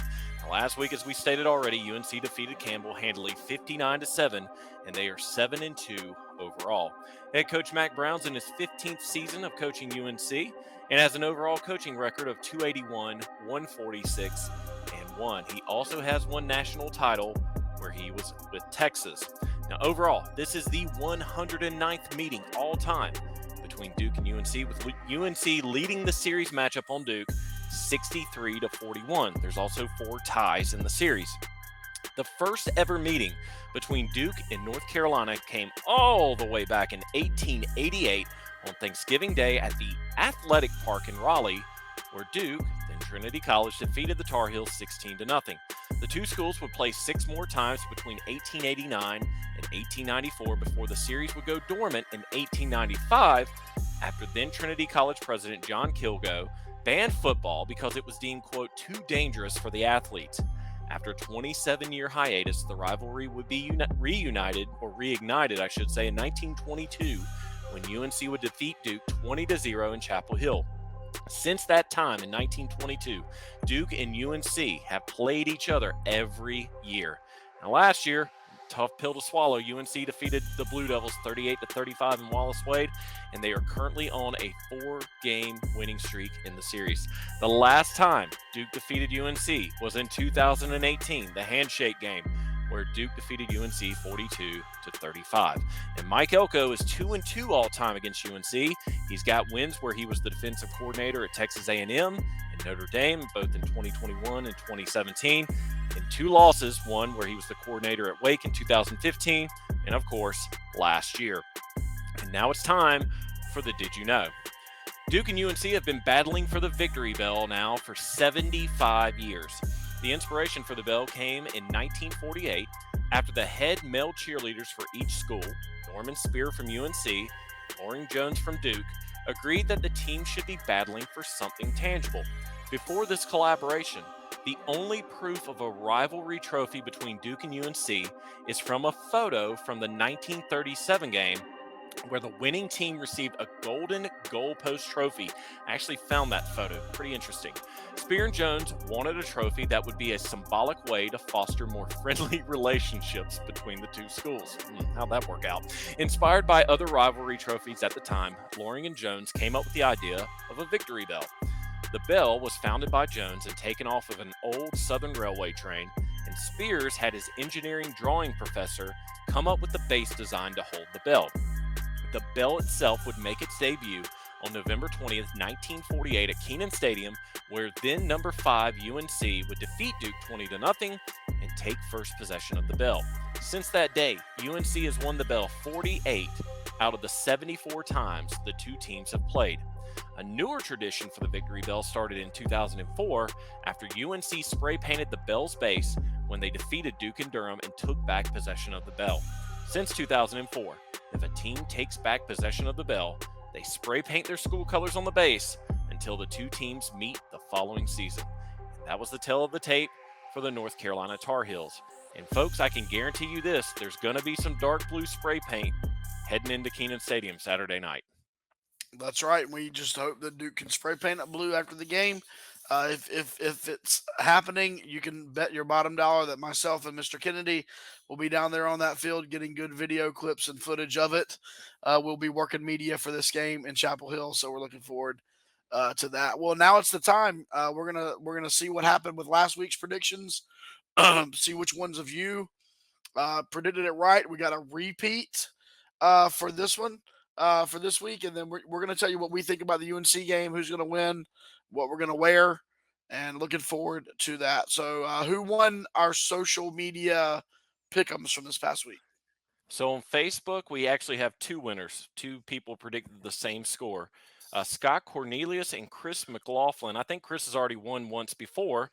They both predicted Duke to win 24-13, so they got Duke's score right on the nose. On Twitter, Big Papa RV, he's going to have a Section 17 store at this point. Man, He wins another one, 24-20. He only missed it by 1 point. He's a Nostradamus. And then on Instagram, Dwayne Lloyd predicted Duke to win 24-14.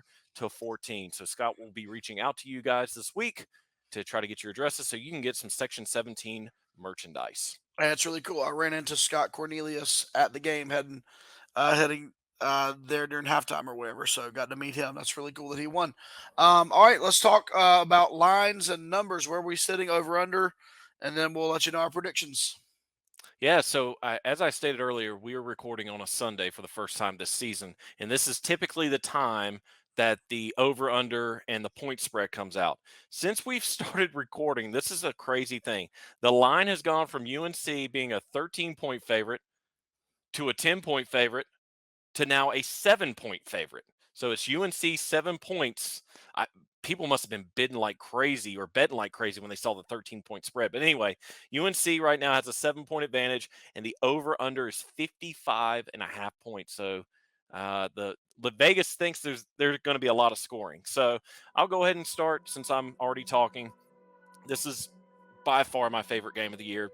Doesn't matter about records. Doesn't matter about where each team's going after this. It's about the victory bell. It has been too long. Duke should have held that bell for the last year, but we won't go back into last season's game. This is an interesting one for me, guys, because I think this might be the first time I do this season. I just think with everything that Duke has against them right now and everything UNC is doing to continue to propel themselves to finish this year, I think this is going to be a close one, but I think in the end, UNC is going to come out on top. I think it's going to be UNC 35, Duke 31. I think it is going to be a shootout. Now, as far as the jerseys go, thank you, Jamie. I know it was tough. It was tough for me to say that. So I went back and looked at the last two games in Kenan Stadium and what the team wore. 2021, the team did a whiteout with this beauty right here, the white with the blue Hellraiser.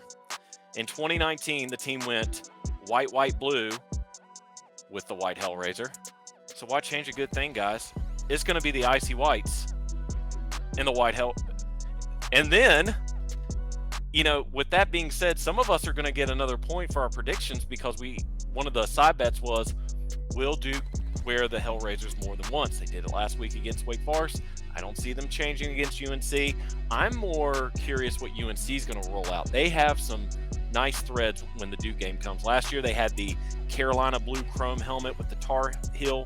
As much as I hate it, that's a slick helmet. So, again, as much as it pains to say me, 35-31, icy whites, blue Hellraiser. Who's next? Anyway, I'll go. Here we go. I'll go. Like I said before on one of the questions, if Duke's going to win this game, I feel like that 55 spread, that 55-point spread is like, it's not spread, but you know what I'm saying, over under 55 is way too high. Duke's going to need it to be low scoring. We do not want to get in a shootout with Drake May, Des Walker, and all them dogs they got on the offense. So I think Duke's defense does keep it down. I think we turn UNC over a couple of times. But in the end, I hate to do it. I'm going to go UNC 23, Duke 20 with our icy whites. And I think I'll go with that Duke script, that Gothic Duke script that we've used earlier this year. So, and not to end on a preposition, I'll go ahead and say something else.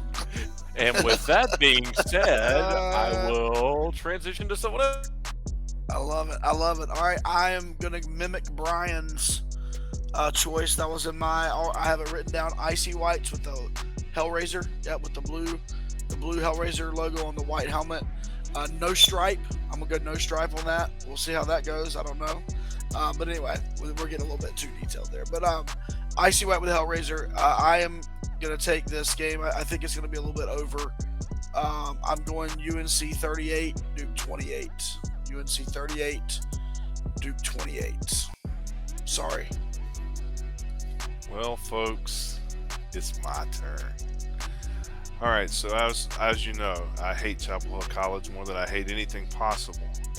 And I hate the fact that I'm not going to be there to watch the, Smurfs go home crying Saturday night when the game is over. So that being said, for the uniform combo, I agree almost completely with Josh and Brian, except for I'm going to throw a little twist in there. I'm going to go blue pants. I think everything else is the same. Love the helmet. I think blue pants. Just to add a little bit of flavor, because let's be honest, nobody wants to see that stupid, ugly, pale, light blue with that Argyle bull crap all over it. Except for Muffy and Buffy over there in section 19 drinking their coffee and tea.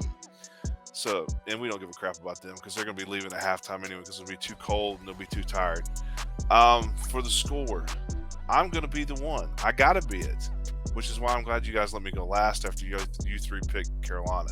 There is no way on Guys Green Earth I'm picking Carolina. I don't care who's quarterbacking it, Duke. I don't care if it's my grandmother who just got out of the hospital in Goldsboro the other day. If she was quarterbacking it, Duke, guess what? She's going to go to Chapel Hill College. She's going to beat Carolina, and she's going to make the old fart over there, Mac, in his pudding cup. Because it's going to be about time for Matt to have about 3 pudding cups at halftime, since it's going to be way past his bedtime. And by the way, how many national championships has Mac won? 1 there. Because there's no way you're going to win a championship at Carolina for football in anything you ever do. The only closest you're going to get is up to that big arena that they have a couple championships in, because the football team's never going to win a championship. Just like the state football team's never win a championship. Sorry for that little cut there. But anyway, listen. If Carolina wins, so be it. They're supposed to win. They're supposed to win the game. They're supposed to, that's just how it's supposed to go. But this Duke team has heart. This have grit. They grind. And that's what they're going to do. And if they win, if they lose, it doesn't matter. At the end of the game, I think Duke is going to win 28-24. We're not going to need the Todd father to walk it off this time. We're going to let Porter Wilson set them up back deep, and then we're going to have a turnover at the end of the game where, let's say, the big man, Dwayne Carter, recovers the game-winning turnover for Duke to seal the deal. So I'm going to take Duke 28-24. No way on God's green earth would I ever pull for Chapel Hill College. Even if they were the last team on earth, I would pull for the ground. Wow. Nice, man. We all got called out by Scott. That's cool, though. Reverse psychology. Reverse psychology. Yeah, Tell us how you really feel, Scott. Yeah, if Duke wins, Scott is going to come on here next week and it'd be insufferable. So even after surgery, are you coming on next week or what? No, I'm on. Listen, that's the thing. Even if Duke does win, I'm not going to be insufferable to you guys. Now, there's other folks. Sure. That's a different story. We need to get you on some meds too before that, and you could really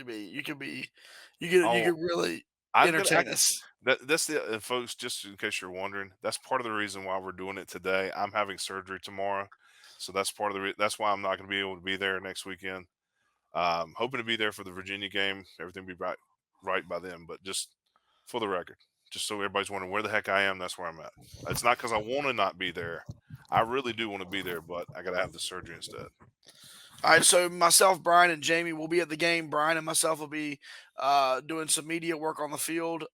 We will be tailgating with the Iron Duke tailgate. So if you are an Iron Duke and you'll be at the tailgate, come see us there. We'll be hanging out with hard hats and other friends there at the tailgate. Yeah, I think that's all I can think of. Anything else before we close up shop? No, I mean, tickets are still available, folks. If there's a way for you to get tickets and be loud and be proud in Kenan Stadium. I know some of you said you wouldn't step foot in that stadium, but this team needs all the support they can get going up against a very stout UNC team. So if you can make it, great. We'd love to see as many of you as possible at Kenan Stadium. Don't be shy. Come say hello. Yeah, just to be clear, you need to call the Duke ticket office, and you have to be an Iron Duke to get those tickets, FYI. So, Brian, take us home, man. Yeah, another great episode in the books, and this one's always really the most special one with it being rivalry week. We joke a lot, but we all grew up in Durham. We were all raised to hate Carolina, ABC, anybody but Carolina.